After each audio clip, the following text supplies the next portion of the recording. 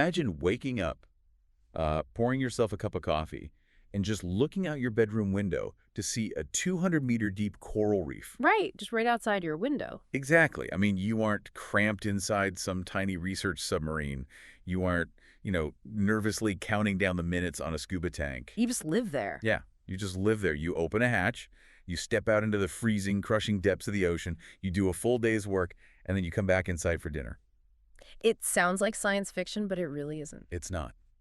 And that's what we're looking at today. For you listening, we are doing a deep dive into the actual engineered roadmap to making humans a fully aquatic species. Which is just a fundamental rewiring of our entire relationship with the planet. Totally. We're examining this highly specific operational blueprint developed by the Deep Institute, and it's based on an article by their CEO, Dennis Nelson, called Why We Need More Saturation Divers. Right, published back in March 2026. Exactly. And this roadmap, it moves us away from this paradigm where we just briefly, nervously visit the underwater world. Right, like tourists. Like tourists, yeah. This is about establishing a permanent, working human presence on the continental shelf. Which is huge. It is. But to do it, it requires us to completely rethink the physics, the physiology, and, well, the sheer infrastructure of diving. Because right now, our perspective as a species is just completely skewed. Oh, absolutely. We are surface-dwelling creatures, right? Right. So we instinctively view the world in two dimensions. We look at a map, we see that 70% of the Earth is covered in water. We think, okay, yeah, that's a lot of water. Right. We think of it as a surface. Exactly. But when you shift from measuring flat surface area to measuring habitable volume... The actual three-dimensional space. Yes. The 3D space on this planet where life can actually exist... The ocean represents over 99% of Earth's living space. It's an immense figure. It's almost hard to wrap your head around. It's crazy. Over 99%. Yeah. The terrestrial world, every forest, every city, every mountain range where humans and land animals live. Everything we know. Everything. It constitutes less than 1% of the habitable volume of the Earth. Wow. The true biosphere of our planet is almost entirely underwater. Right. Which makes the way we talk about our planet feel almost absurd. Okay, let's unpack this with an analogy. All right, let's hear it. Imagine you buy this massive, sprawling, multi-story mansion, right? Okay.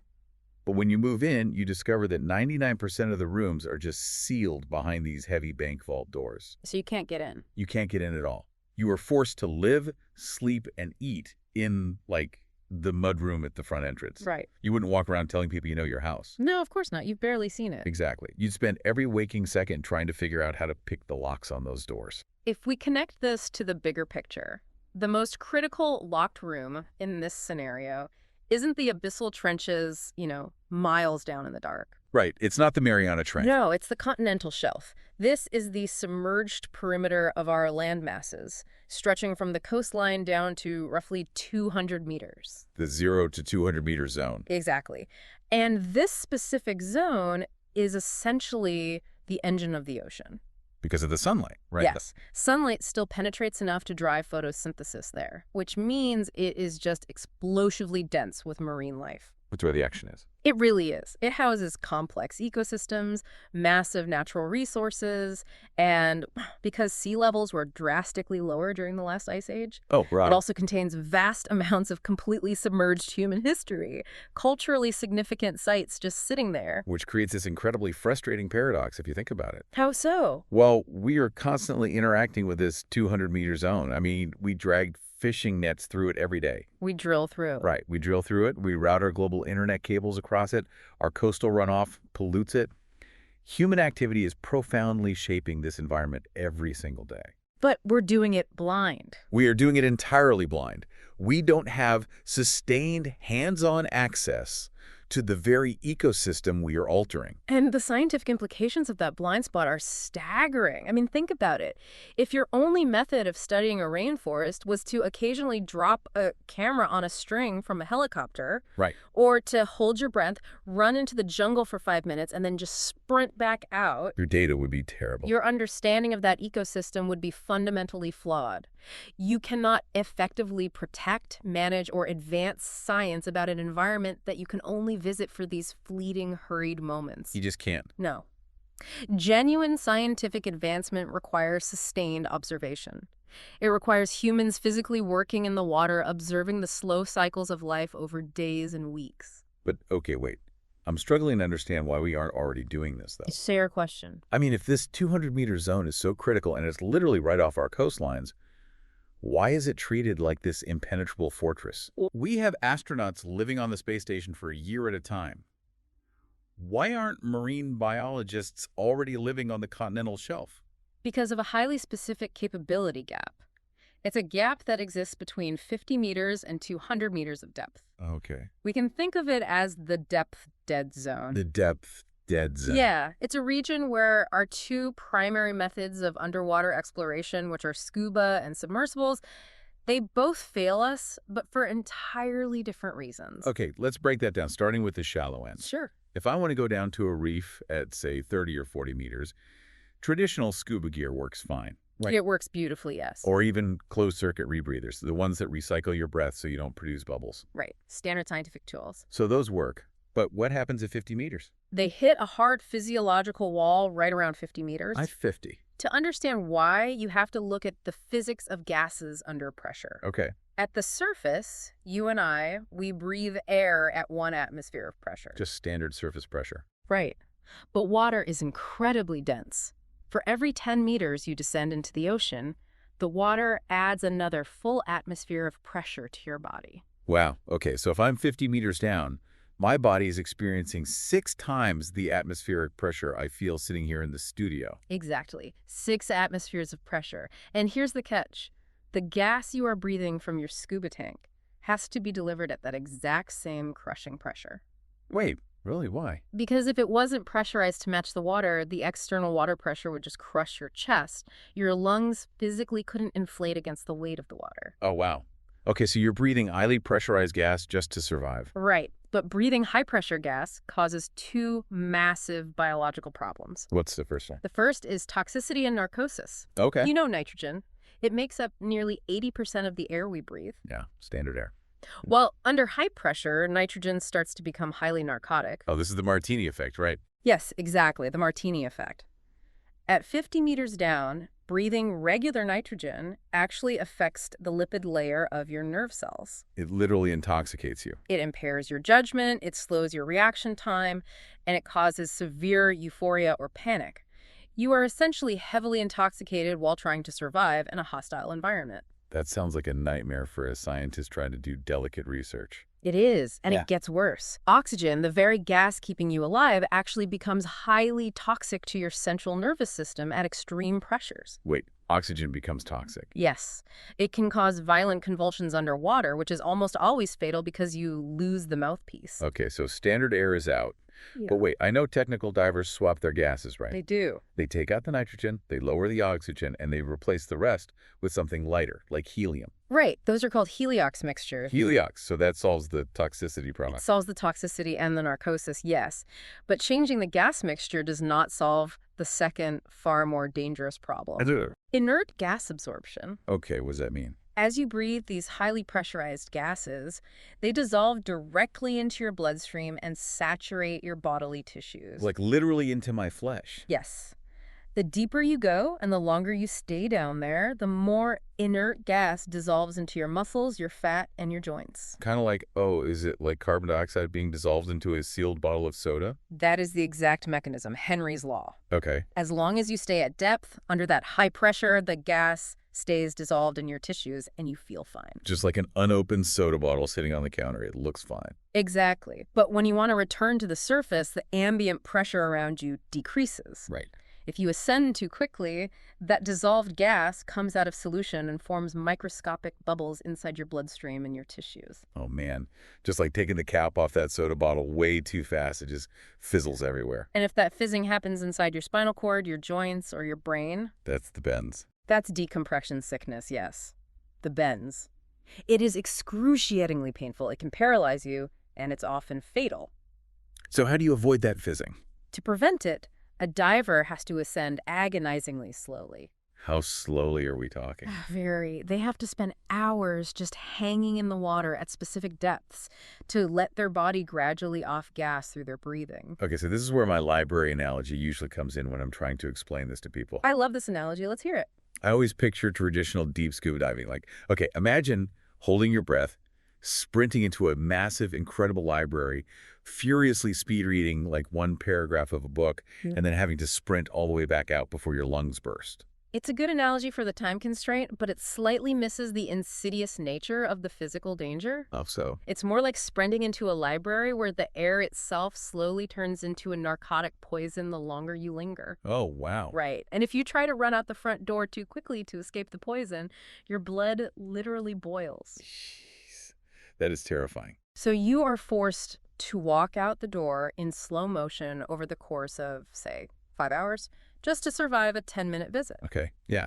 That makes sustained, methodical scientific research practically impossible. You can't run a complex coral restoration project in 10-minute chunks. You really can't. Okay, so that explains why scuba fails past 50 meters. The physiological toll of decompression makes the bottom time, the actual working time, totally useless. Exactly. But what about the other end of the spectrum? You mean submersibles? Yeah, we have manned submersibles that can go all the way down to the bottom of the Mariana Trench.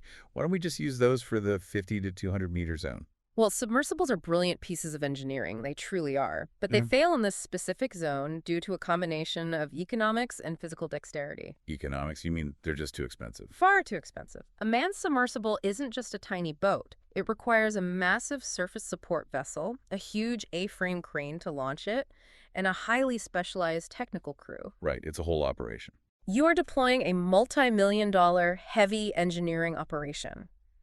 To spend that kind of money just to go down a mere 80 meters on the continental shelf, It's overkill. it's totally economically unjustifiable for most university marine biology departments. But even if you had the money, right, even if you had the unlimited budget of some supervillain, you run into the dexterity problem. Yes, the dexterity issue is massive. If I take my library analogy again, using a submersible is like driving a heavily armored military tank through the library aisle. That's a perfect visual. Right. You're completely safe from the toxic air. You don't have to decompress at all, but you are sealed inside a titanium sphere. You can't touch anything. Exactly.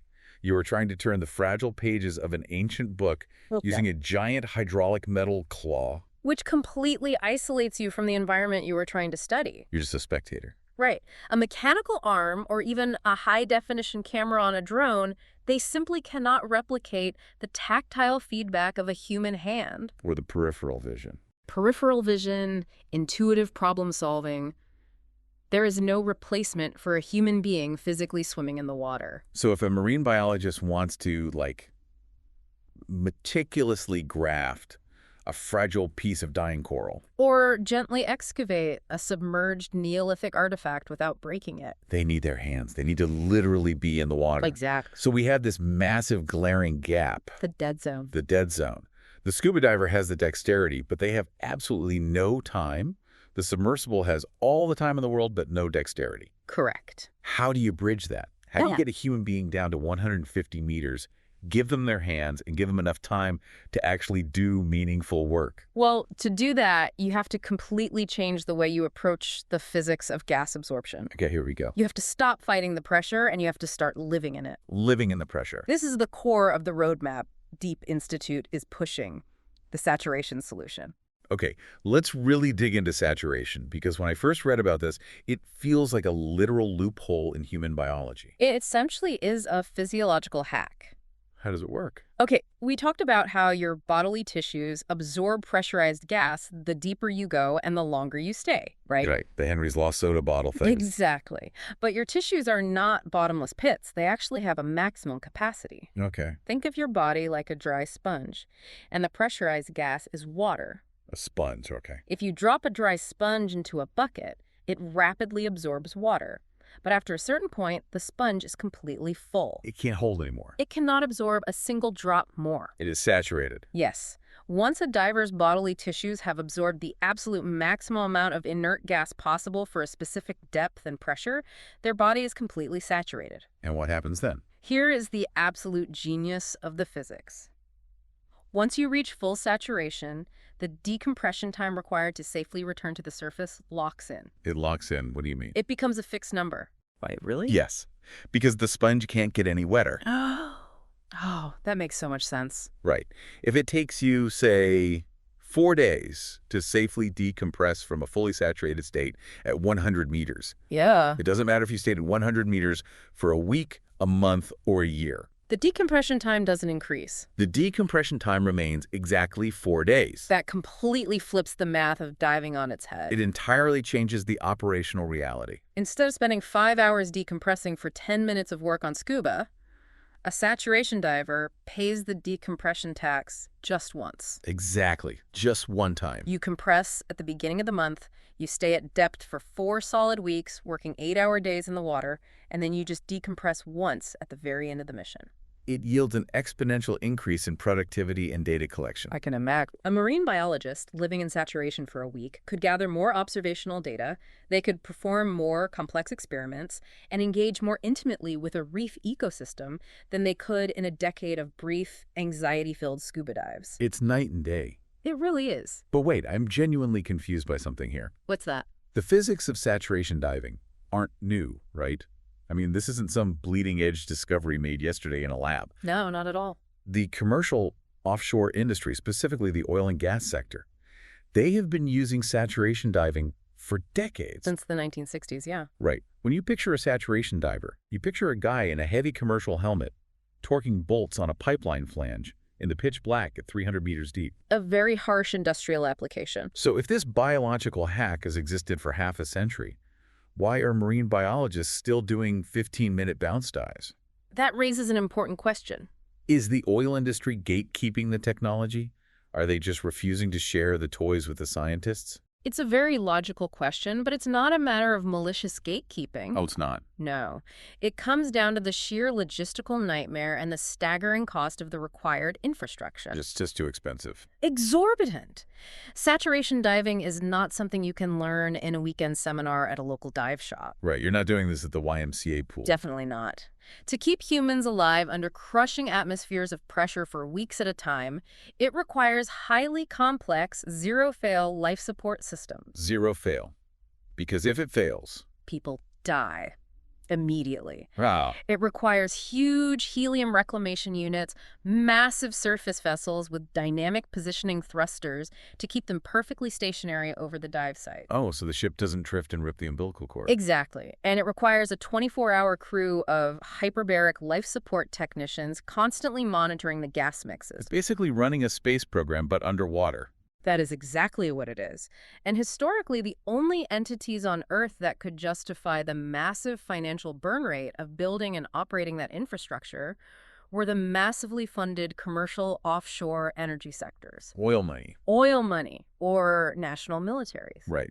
A university biology department operating on some modest research grant could never dream of affording a dedicated saturation diving vessel. It was entirely out of reach. Ah, okay. So the scientific community knew the technique existed, and they knew the physics worked. They just literally couldn't afford a ticket to the show. There was no established pathway. Correct. The article we're looking at highlights this perfectly. There has been an almost total lack of training programs or accessible infrastructure for anyone outside the heavy commercial sector. Just a total bottleneck. And that is the specific bottleneck that the DEEP Institute is targeting with their new campus. Okay, so this is where DEEP comes in. Right. They aren't trying to invent new physics. They are trying to build an accessible bridge to the physics we already have. Let's talk about that bridge. Because the hardware they are deploying at the Deep Saturation Training Facility, the DSTF, is intense. It is truly world-class. This isn't a classroom with a whiteboard and a swimming pool. Yeah. They have installed a complete, real-world, commercial-grade saturation system right on the water in the UK. It is a high-fidelity operational environment. And what kind of people are they training there? The DSTF is designed to take experienced surface-supplied diverse people who already know how to do complex work underwater and teach them the extreme discipline of living under pressure. So you already need to be a pro diver. Yes. And a key detail here, something the source text really emphasizes, is the regulatory framework. UK rules. Right.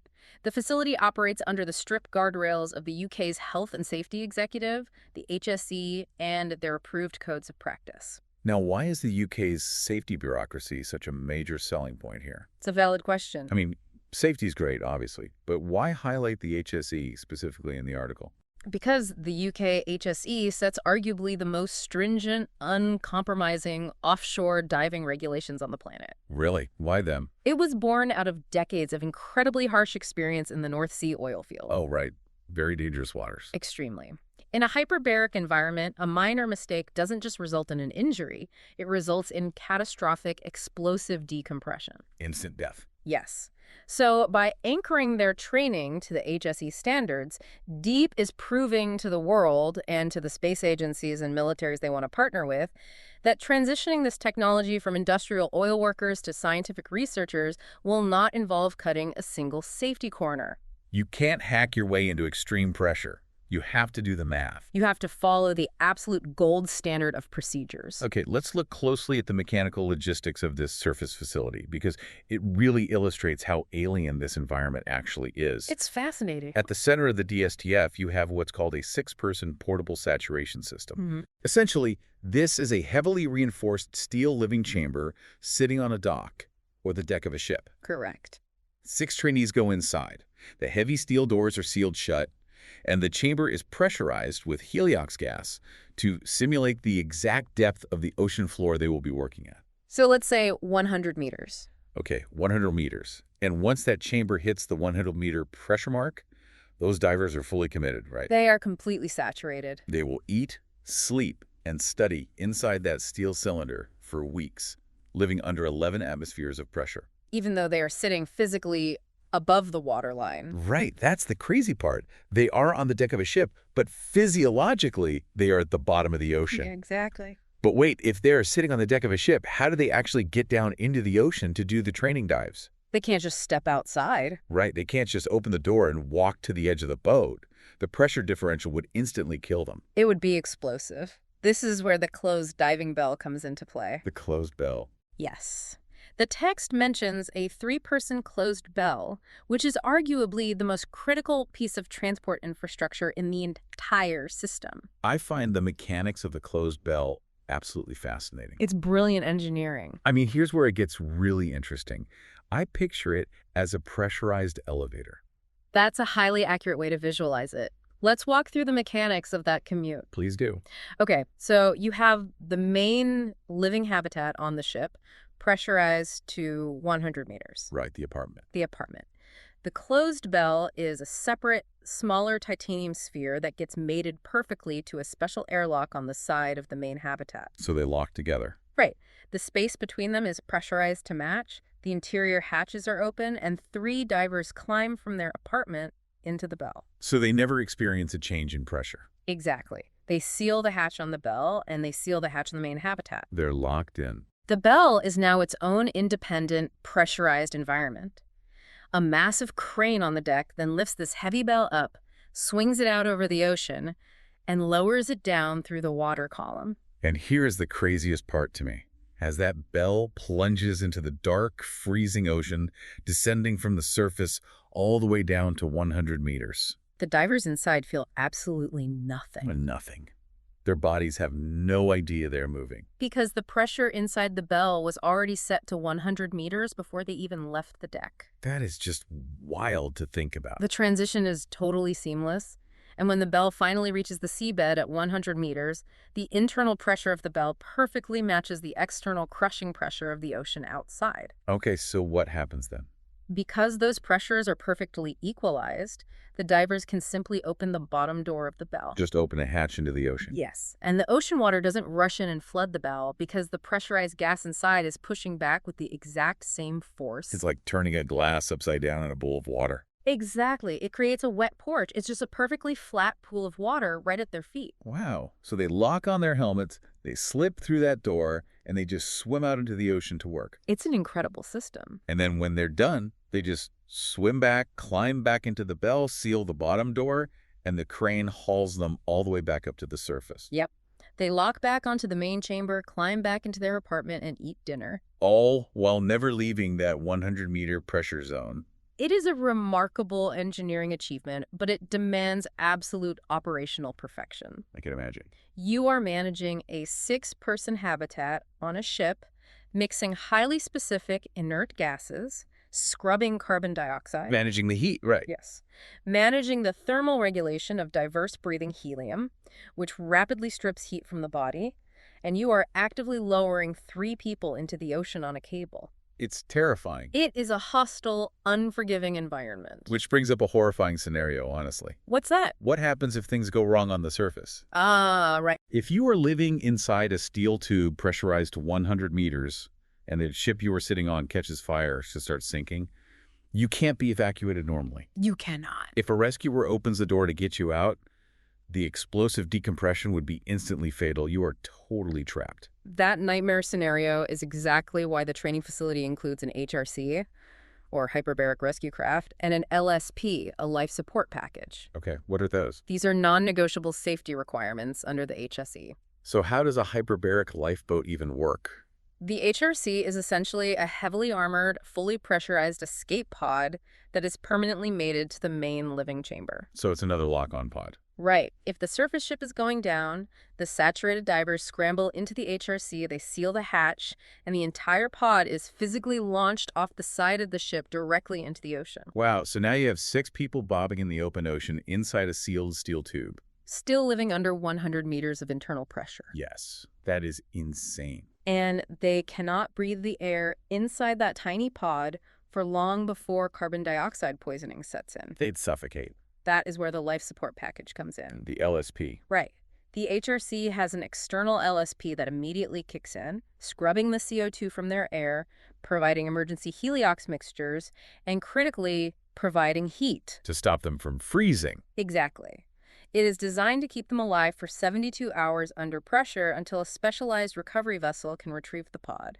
And then what? Then they carefully begin the days-long decompression process in a safe facility. Hearing the sheer mechanical complexity of just surviving an emergency really drives home why Deep Institute had to build this facility. It's not something you can fake. No, you absolutely cannot learn how to manage a hyperbaric lifeboat evacuation or troubleshoot a helium reclamation failure by reading a textbook. You have to physically drill it. Under extreme stress with your hands on the actual valve. Exactly. The closed bell surface system is the ultimate proving ground. But what makes this roadmap so compelling is that Deep Institute isn't teaching people to operate surface systems just so they can work on oil pipelines. No, the surface facility is essentially a flight simulator for their ultimate goal. Right, because everything we just talked about, living on a ship, taking the pressurized elevator down to the bottom, that is just the prequel. It's step 1. The main event is the Vanguard habitat. Vanguard, yes. And this is where we move from extreme industrial engineering to realizing the dream of actually living in the ocean. The fundamental difference between a surface saturation system and a habitat like Vanguard is location. Okay, explain that. Instead of keeping the pressurized living chamber on the deck of a vulnerable surface ship, tumbling in the waves and the weather, You put it somewhere else? you engineer the living chamber to sit permanently on the seafloor itself. You completely eliminate the commute. You eliminate the commute, you eliminate the massive surface vessel, and you eliminate the danger of surface weather, totally disrupting your dive operations. A hurricane could be raging above and you wouldn't even know. You'd be totally fine at 200 meters down. But the internal physics are identical, right? Exactly. Whether the steel tube is sitting on the deck of a ship or bolted to a coral reef at 200 meters deep, the life support requirements inside that tube are exactly the same. You still need the heliox. You still have to manage oxygen toxicity, scrub CO2, monitor gas mixtures, and understand the deep physiological impacts of saturation. Which is why the surface training facility is the mandatory first step. Precisely. What's fascinating here is how Deep structures this.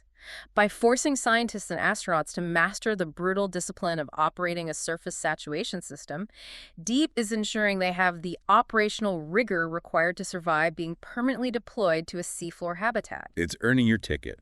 You have to prove you can handle it. But the engineering challenges of a seafloor habitat bring up an interesting logistical problem. Oh, like what? Well, if you build Vanguard at 200 meters deep and a team of marine biologists lives down there for a month, they're fully saturated, right? They are. When their mission is over, they can't just put on scuba gear and swim to the surface. No, they would die of decompression sickness halfway up. So how do you get them home? You can't just put the whole habitat on an elevator. This is where the roadmap looks toward the future of deep-sea transfers and why mastering the closed bell is so incredibly invaluable. Okay. Deep anticipates that as habitats are placed at greater depths, the closed bell will evolve from a commuter vehicle into a pressurized transfer shuttle. Like docking a spacecraft. Precisely. Yeah. To extract that team of saturated biologists, a surface vessel would lower a specialized closed bell down to the Vanguard habitat. Oh, yeah. The bell would physically lock onto a mating flange on the exterior of the habitat, creating a watertight seal. Deep underwater. Right. The pressure is equalized, the hatches open, and the biologists transfer from the seafloor habitat directly into the bell. So they never touch the water. Never. Yeah. They seal the hatches, the bell unclamps, and it is hauled to the surface, maintaining that 200 meters of pressure the entire time. Once they hit the surface. Once on the ship, the bell locks onto a massive surface decompression chamber. The divers transfer over, and they spend the next week slowly, safely off-gassing. It really is analogous to the Apollo missions or docking with the International Space Station. It's the exact same principle. But instead of the vacuum of space, you are dealing with the crushing, freezing darkness of the deep ocean. The precision required to mate a pressurized bell to a seafloor habitat in deep ocean currents. I mean, that is mind-bending. It's a monumental engineering feat. Yeah. But it's the required transportation infrastructure that makes a sustained underwater presence a reality rather than just a cool concept. It makes it real. Yeah. I really want you, listen to this, to stop and try to internalize the profound psychological shift this technology enables. It's huge. Think about how we have historically interacted with the ocean. It has always been a hostile barrier. Right.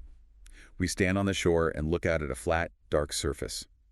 When we do go beneath it, we are intruders, nervously watching our air gauges, terrified of the pressure, rushing to get back to the safety of the surface. We are not welcome there. Exactly. But imagine the reality deep is building. Imagine actually living in Vanguard. Just waking up there. You wake up, you look out a reinforced viewport, and you watch the nocturnal predators of a deep-sea reef retreat as the faint blue light of dawn filters down through 200 meters of water. It's beautiful. You put on your gear, you flood the airlock, and you simply step out the door into your workplace. Your body has adapted to the pressure. It's your normal. The ocean is no longer a hostile vacuum you are holding your breath against. It is just your neighborhood. It is an utter transformation of human identity. Truly. It shifts our perspective from viewing the ocean as a dangerous void that must be crossed or extracted from to viewing it as a rich, accessible, inhabitable frontier.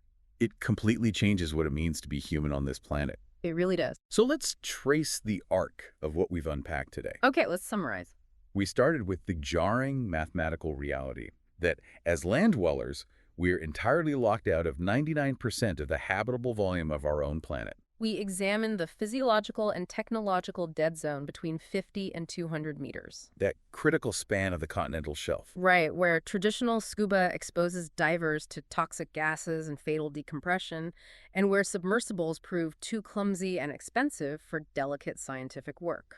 And we saw how the solution to unlocking that massive vital zone isn't necessarily inventing a brand new science from scratch. No, it is democratizing a harsh industrial one. Right.